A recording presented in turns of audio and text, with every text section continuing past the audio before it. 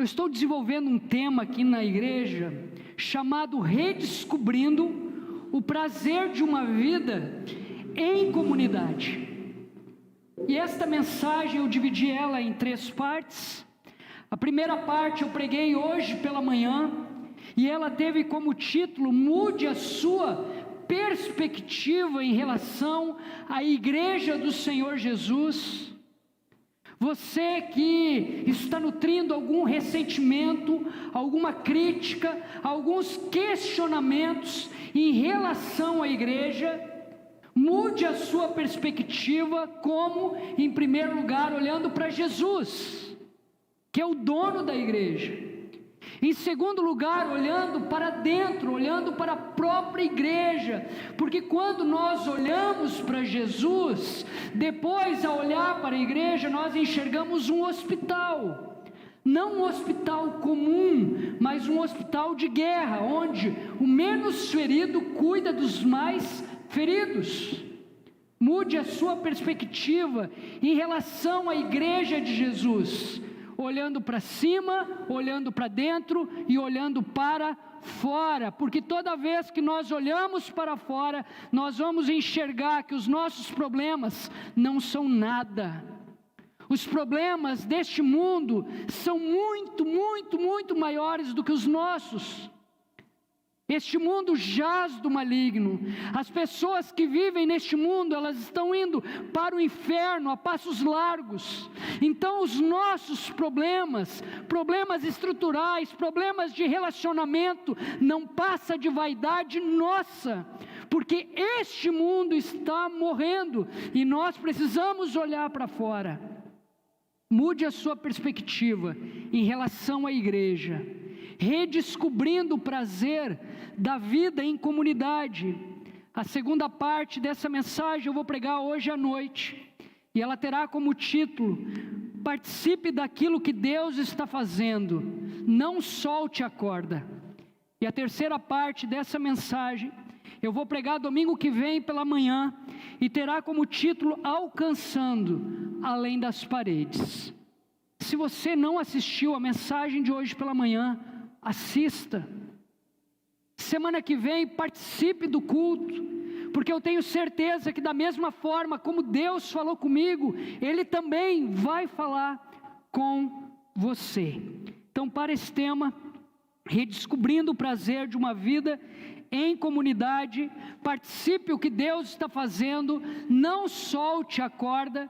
Eu te convido a abrir a sua Bíblia em Atos, capítulo 9, versículos do 19 ao 25.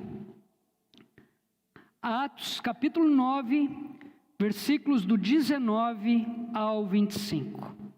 Assim que você encontrar o texto sagrado, eu te convido a se colocar de pé para juntos fazermos a leitura bíblica.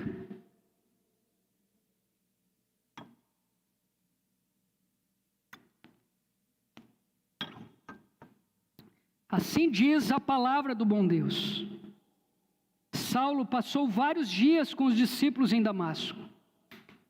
Logo começou a pregar nas sinagogas que Jesus é o Filho de Deus.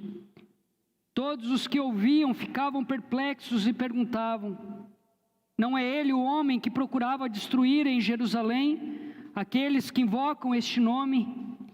E não veio para cá justamente para levá-los presos aos chefes dos sacerdotes? Todavia, Saulo se fortalecia cada vez mais e confundia os judeus que viviam em Damasco, demonstrando que Jesus é o Cristo.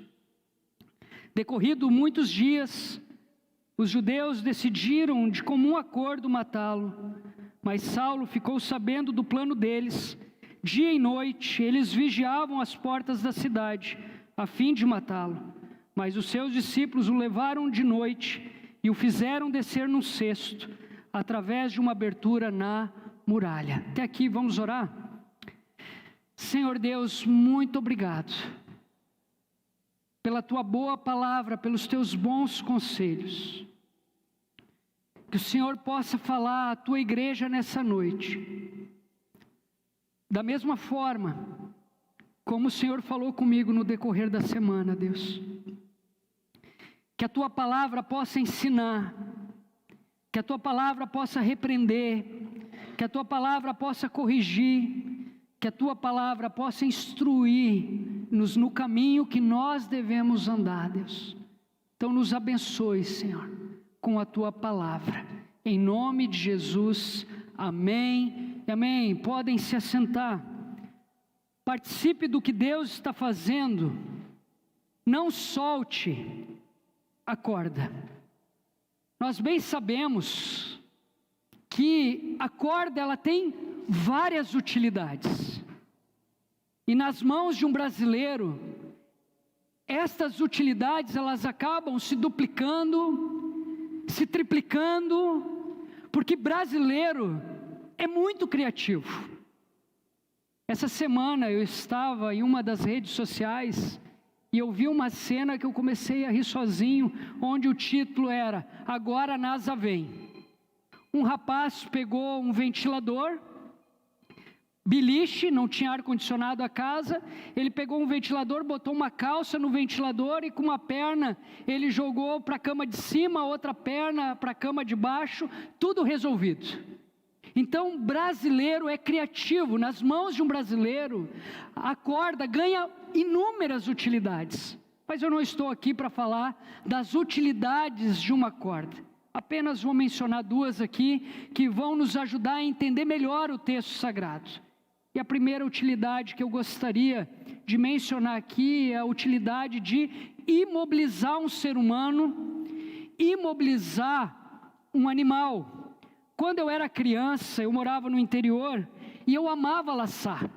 Então, como eu não tinha um boi, eu pegava um cavalete, pegava uma carcaça de cabeça de boi, colocava na ponta do cavalete e ali eu fazia um laço. E eu passava minhas tardes fazendo o quê?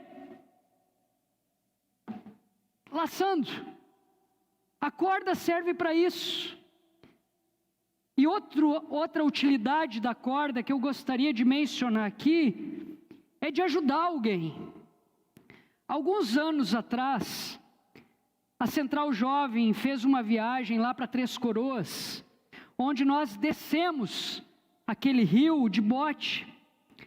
E chegou no meio do caminho, o instrutor disse o seguinte: olha, agora todo mundo vai descer do bote e vocês vão descer a correnteza flutuando.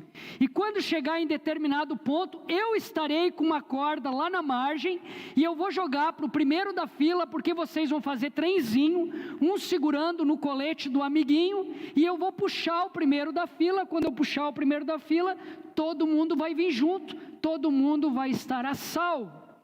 Enquanto o instrutor ele explicava, a Joyce conversava, e eu era o primeiro da fila. E ela estava conversando com a Andressa, eu lembro até hoje. E quando o instrutor perguntou, entendido?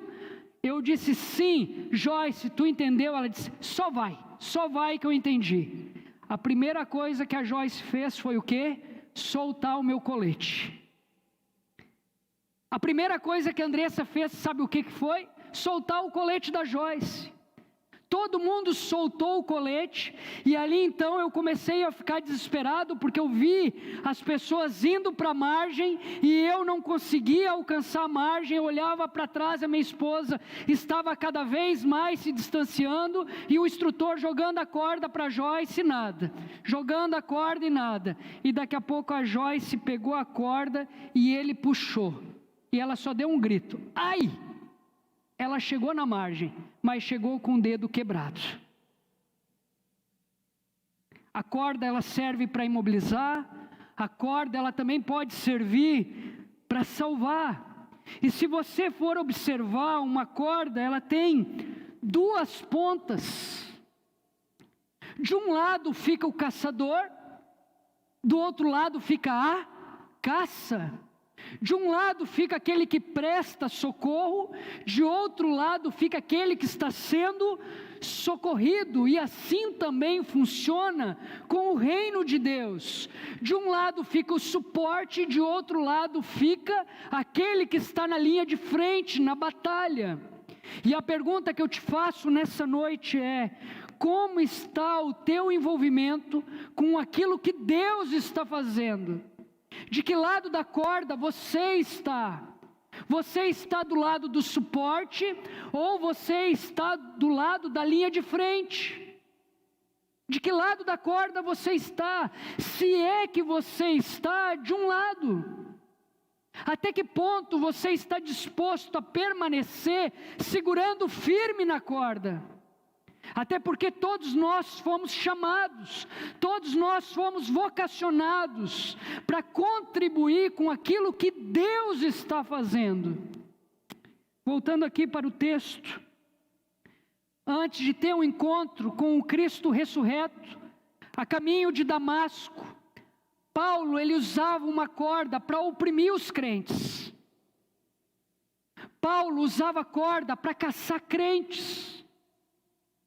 Paulo usava corda para levar crentes até a prisão. Paulo usava corda para conduzir os crentes até a morte. É preciso lembrar aqui que Paulo, ele estava indo para Damasco. Damasco era uma região que abrigava muitos judeus.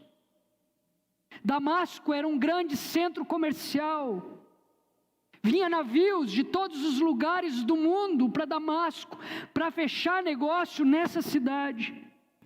Ao perceber que o evangelho estava florescendo nesse local, e que de Damasco o evangelho poderia se espalhar pelo mundo todo, Paulo, ele recebe cartas do sumo sacerdote, com autorização para prender os crentes que ali estavam, para conduzir os crentes às cadeias e até mesmo à morte. A Bíblia vai dizer que Saulo era uma fera selvagem. Saulo era um caçador implacável. Saulo, ele era um malfeitor impetuoso. Saulo, ele era um torturador desumano. Saulo, ele era um assassino truculento. Porém, na estrada a Damasco, Saulo teve um encontro com Jesus. E o texto vai nos mostrar que ao invés de Paulo usar cordas para oprimir os crentes em Damasco, para caçar crentes, Paulo foi salvo por cordas, cordas que seguravam um cesto. Cordas que seguravam um cesto. Quem eram essas pessoas que estavam segurando estas cordas? A Bíblia não vai dizer. A Bíblia vai dizer apenas que eram discípulos do Senhor Jesus. A Bíblia não vai mencionar o nome desses homens que estavam segurando as cordas do cesto. A Bíblia vai dizer apenas que eram discípulos de Cristo. O Weisby, em seu comentário bíblico, diz o seguinte: o apóstolo Paulo foi a maior expressão do judaísmo antes de sua conversão e tornou-se a maior expressão do cristianismo após a sua conversão. Quem foram estes homens que seguraram as cordas deste cesto para que Paulo pudesse se tornar o ícone do cristianismo como ele se tornou? Nós não sabemos.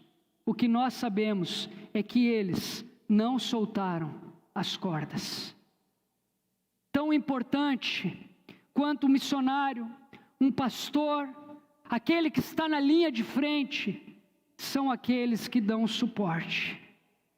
Esta é a verdade que eu aprendo quando eu olho para essa perícope. Tão importante quanto aquele que está na linha de frente, são aqueles que dão suporte. São aqueles que participam daquilo que Deus está fazendo, mesmo que no anonimato. De que lado da corda você está? Se é que você está de um lado, não solte a corda. Não soltar a corda é uma forma de garantir que a proclamação do Evangelho continuará avançando. Este é o primeiro ponto dessa mensagem. Não soltar a corda é uma forma de garantir que a mensagem de Cristo continuará sendo proclamada. Atente para o que diz os versículos do 19 ao 20. Saulo passou vários dias com os discípulos em Damasco. Logo começou a pregar nas sinagogas que Jesus é o Filho de Deus. Ao segurar as cordas daquele cesto, aqueles homens garantiram que a pregação do Evangelho ia continuar. Paulo, ele pregava Cristo. A mensagem de Paulo era uma mensagem cristocêntrica.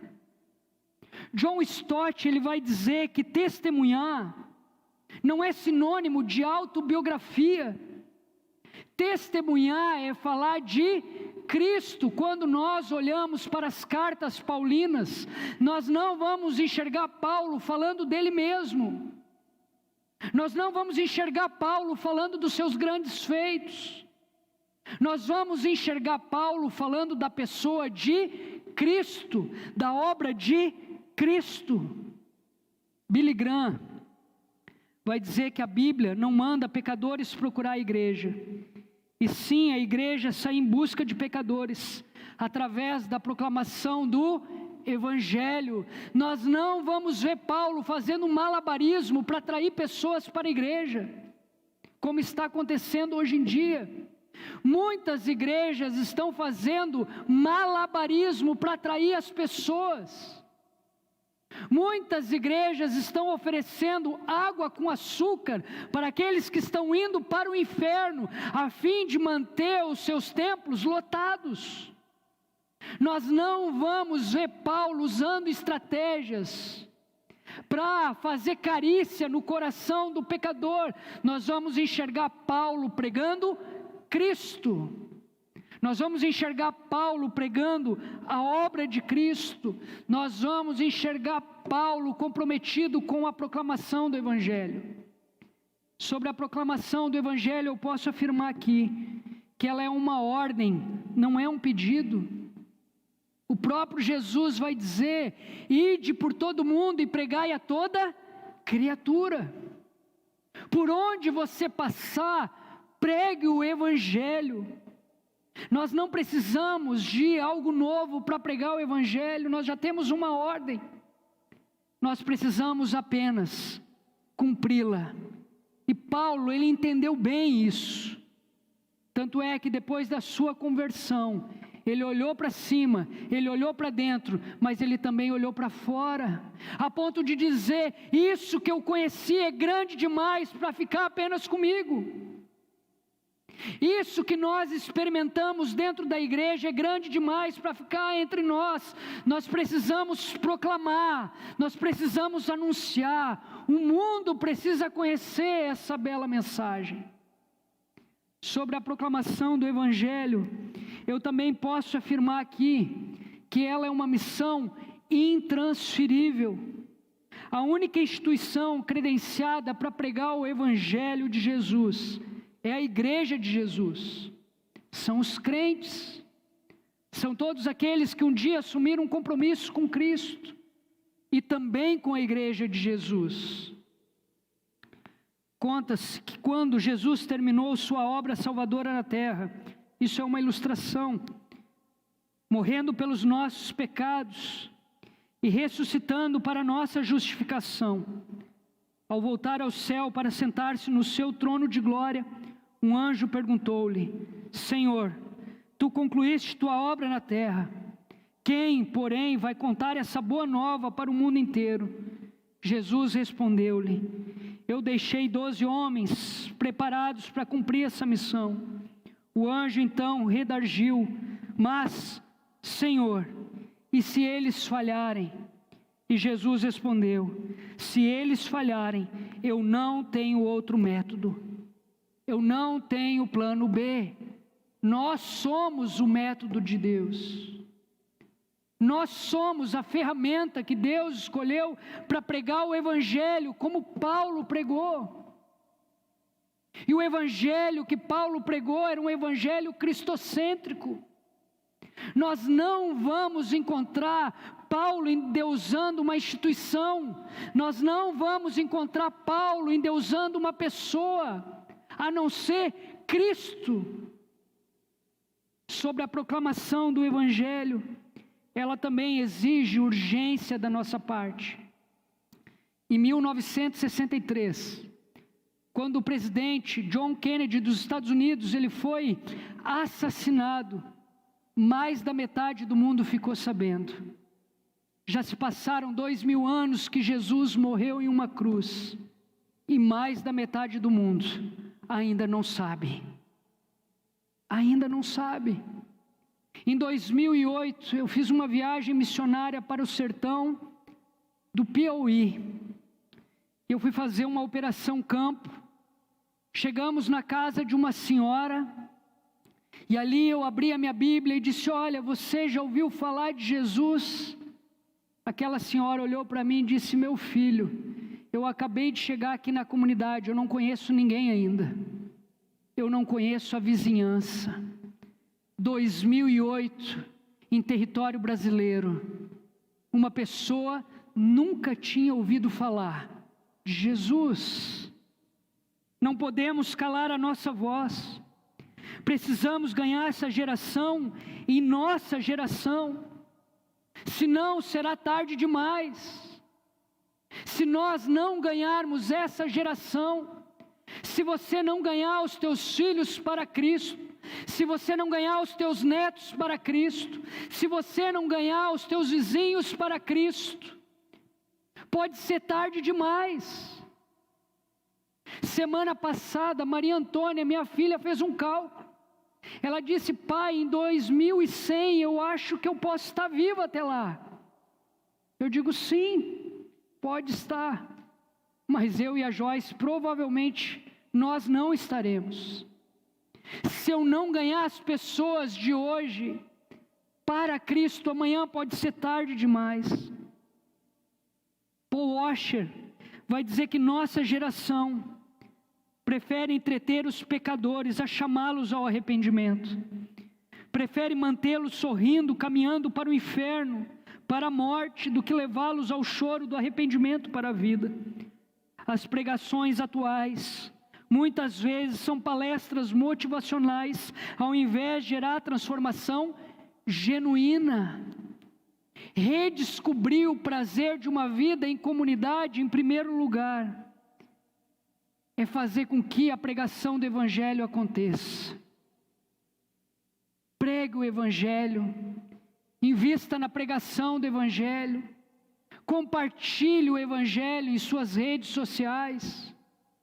Temos a facilidade de compartilhar muitas coisas em nossas redes sociais. Compartilhe o Evangelho. Não solte a corda. Aqueles homens não soltaram a corda, e por não soltar a corda, eles garantiram que vidas continuariam sendo impactadas. Não soltar a corda é uma forma de garantir que vidas continuarão sendo impactadas por Jesus. Atente para o que diz o versículo 21 e o versículo 22. Todos os que ouviam ficavam perplexos e perguntavam: não é ele o homem que procurava destruir em Jerusalém aqueles que invocam este nome? E não veio para cá justamente para levá-los presos aos chefes dos sacerdotes? Todavia, Saulo se fortalecia cada vez mais e confundia os judeus que viviam em Damasco, demonstrando que Jesus é o Cristo. Paulo, ele tinha prazer nessa vida em comunidade, porque ele pregava o Evangelho, e não só pregava o Evangelho, ele experimentava o poder do Evangelho na vida das pessoas. Isso traz prazer, isso traz alegria, quando você vê o Evangelho transformando vidas. O texto vai dizer aqui, que tanto os judeus fervorosos, como os cristãos genuínos, eles ficaram perplexos diante daquilo que estava acontecendo. Quando eles olharam para o cenário, o judeu olhou para o cenário e viu Paulo expondo o Evangelho do Senhor Jesus Cristo. Quando o cristão olhou para Paulo, ele viu o maior de todos os perseguidores da igreja, expondo o evangelho do Senhor Jesus. Eles ficaram apavorados diante daquilo que eles estavam vendo. O fato é que sempre quando a palavra de Deus é exposta, pessoas são impactadas de alguma forma.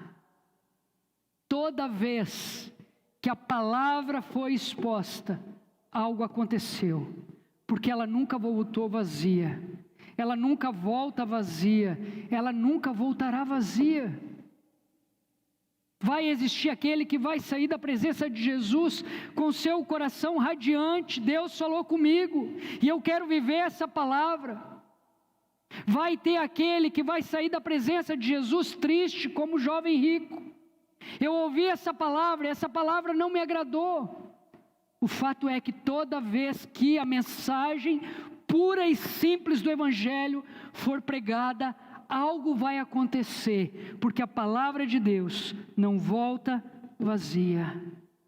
Moody, ele vai dizer que a Bíblia não nos foi dada para aumentar o nosso conhecimento, mas sim para mudar as nossas vidas.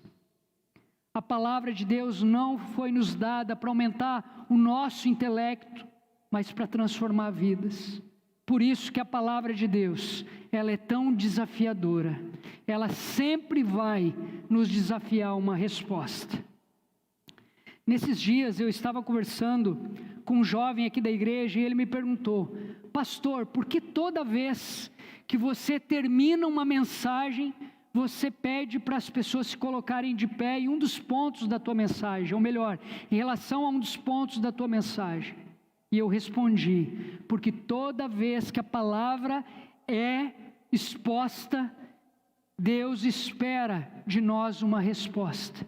E o ficar de pé é dar uma resposta para Deus. Eu dou esta resposta, eu assumi este compromisso. Logo no início da minha conversão, eu li um livro chamado A Cruz e o Punhal. E este livro vai dizer o seguinte: conta a história de um jovem problemático, rejeitado pelos pais e temido nas ruas de Nova York. Nick era o nome dele. Nick se tornou o líder de uma das gangues mais violentas de sua cidade. Certa vez, um pastor chamado David Wilkerson começa a proclamar o evangelho na periferia, onde era a sede da gangue de Nick. Por algumas vezes o pastor foi xingado e até agredido por este líder, mas nunca revidou. Pelo contrário, afirmava a Nick que Jesus o amava. Em um dos cultos, após uma mensagem evangelística, Nick vai até a frente reconhecendo que era pecador e decidido a mudar de vida. Nick teve um encontro com Jesus. Nick olhou para cima e encontrou o Deus da igreja. Nick, ele se envolveu com a igreja de Jesus. E Nick entendeu que aquilo que ele experimentou, estava experimentando, era grande demais para ficar retido. E ali Nick então criou o Desafio Jovem. O Desafio Jovem, ele trabalha com dependentes químicos. Quantos jovens, quantos homens, quantas mulheres conheceram a Cristo através deste trabalho? Quantas famílias foram restauradas por causa deste trabalho? O Desafio Jovem é uma instituição que prega a palavra de Deus. Você não vai encontrar outro método nessa instituição, porque este líder entendeu que a palavra de Deus, ela é apta para ensinar, para repreender, para corrigir, para instruir o homem no caminho que ele deve andar. Esta instituição entendeu que a palavra de Deus é a única capaz de trazer ordem ao caos, ânimo àquele que está cansado e sobrecarregado, liberdade aos cativos e oprimidos, vida àqueles que estão mortos em seus pecados. Paulo vai falar sobre isso em Efésios capítulo 1, que antes de Cristo nós estávamos mortos em nossos pecados, mas em Cristo nós recebemos vida. Em Cristo nós recebemos paz, em Cristo nós recebemos esperança. Então não solte a corda. Você que faz parte do lado do suporte, não solte a corda, porque o teu trabalho é fundamental. Você que está na linha de frente, não solte a corda. Acredite que aquilo que você está fazendo valeu a pena, está valendo a pena e vai continuar valendo a pena. Não solte a corda, continue pregando o Evangelho, continue acreditando no poder do Evangelho. Não soltar a corda é uma forma de garantir que as portas do inferno jamais vai prevalecer contra a igreja do Senhor Jesus. As portas do inferno não prevaleceram contra a vida de Paulo. As portas do inferno não prevaleceram contra aqueles homens que no anonimato seguraram as cordas. As portas do inferno nunca prevaleceram contra a igreja de Jesus, não estão prevalecendo contra a igreja de Jesus, muito menos vão prevalecer. Atente para o que diz o versículo 23 ao 25. Decorridos muitos dias, os judeus decidiram de comum acordo matá-lo. Mas Saulo ficou sabendo do plano deles. Dia e noite eles vigiavam as portas da cidade a fim de matá-lo. Mas os seus discípulos o levaram de noite e o fizeram descer num cesto, através de uma abertura na muralha. Os religiosos tentaram calar a boca de Saulo. Os religiosos tentaram impedir o trabalho de Saulo. Saulo, que um dia usou cordas para oprimir. Saulo, que um dia usou cordas para caçar cristãos, agora foi salvo por cordas. Deve ter sido muito humilhante para Saulo sair de Damasco como ele saiu, na calada da noite, pendurado por um cesto. A partir daí, quando nós olhamos para o texto sagrado, nós vamos perceber que a perseguição não diminuiu, pelo contrário, ela avançou cada vez mais. E ao invés de Saulo retroceder, ao invés de Saulo desanimar, ao invés de Saulo desistir, eu não aguento mais, o que ele fez, ele considerou um grande privilégio sofrer pela causa de Cristo. Considere um grande privilégio sofrer pela causa de Cristo, pois todos nós fomos chamados, vocacionados para participar daquilo que Deus está fazendo. E a pergunta que eu te faço é: o que Deus está fazendo? O que Deus está fazendo em nossa cidade? O que Deus está fazendo em nossa nação? O que Deus está fazendo em nossa casa, o que Deus está fazendo em nossa igreja. Existem momentos que dão vontade de largar a corda, mas não solte a corda, porque não soltar a corda é uma forma de garantir que as portas do inferno jamais prevalecerão contra a igreja de Jesus. No ano de 2011, Joyce e eu, nós conhecemos uma missionária chamada Ludmila. Ela trabalhava no Sudão. E no Sudão não pode pregar o Evangelho. Ludmila, então, começou a fazer um trabalho formiguinha aos poucos, conquistando a amizade de pessoas, compartilhando o Evangelho, e certo dia, descobriram que Ludmila era uma missionária.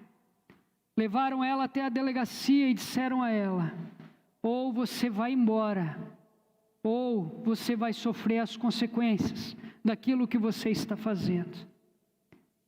Ludmila assinou um termo, voltou para casa, mas essa mulher, ela tinha prazer na vida em comunidade.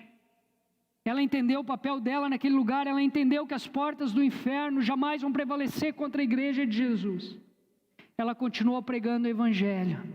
Descobriram, levaram ela até uma praça pública, cortaram o cabelo dela e quebraram os 2 joelhos de Ludmila. E disseram a Ludmila: agora você vai voltar para o Brasil, com os teus 2 joelhos quebrados, e você vai dizer para os cristãos que os nossos joelhos são mais fortes do que os joelhos de vocês, porque nós oramos muito mais do que vocês. Ludmila, ela voltou para o Brasil, ela se tratou aqui, mas hoje Ludmila está no campo de novo, porque pessoas seguraram a corda do suporte da oração, pessoas seguraram a corda do suporte financeiro, pessoas seguraram as cordas da amizade com aquela mulher, e aquela mulher hoje está no campo, e as portas do inferno não prevaleceram contra a vida dela. Redescobrindo o prazer da vida em comunidade. Mude a sua perspectiva em relação à igreja. Olhe para cima, olhe para Cristo, o autor e consumador da nossa fé, o cabeça da igreja. Olhe para dentro, e ao olhar para dentro, olhe como Cristo olha, porque você vai enxergar um hospital, não um hospital comum, mas um hospital de guerra, onde o menos ferido cuida do mais ferido.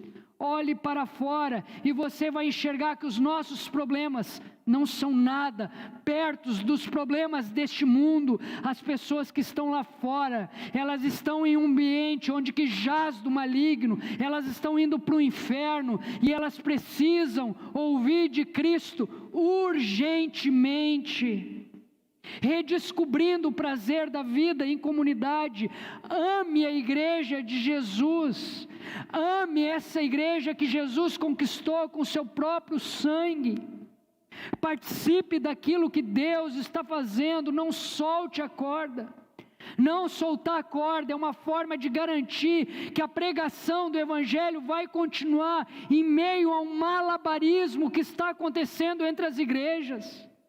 Muitas igrejas estão fazendo de tudo a fim de atrair consumidores.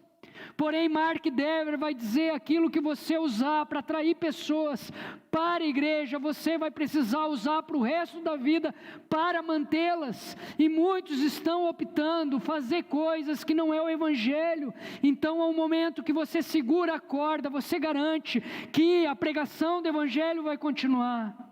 Não solte a corda. Não soltar a corda é uma forma de garantir que pessoas vão continuar sendo transformadas. Quantas pessoas foram transformadas por esta palavra? Se eu estou aqui é porque essa mensagem me alcançou. Se você está aqui é porque essa mensagem te alcançou. E esta mensagem deseja alcançar outras pessoas. Então não solte a corda, não solte a corda, porque esta é uma forma de garantir que as portas do inferno não vão prevalecer contra a igreja de Jesus. Leve a sério, você foi chamado, você foi vocacionado para participar daquilo que Deus está fazendo, seja no suporte, seja na linha de frente. Anime-se, alegre-se, ame a igreja de Jesus, porque tem trabalho para todos.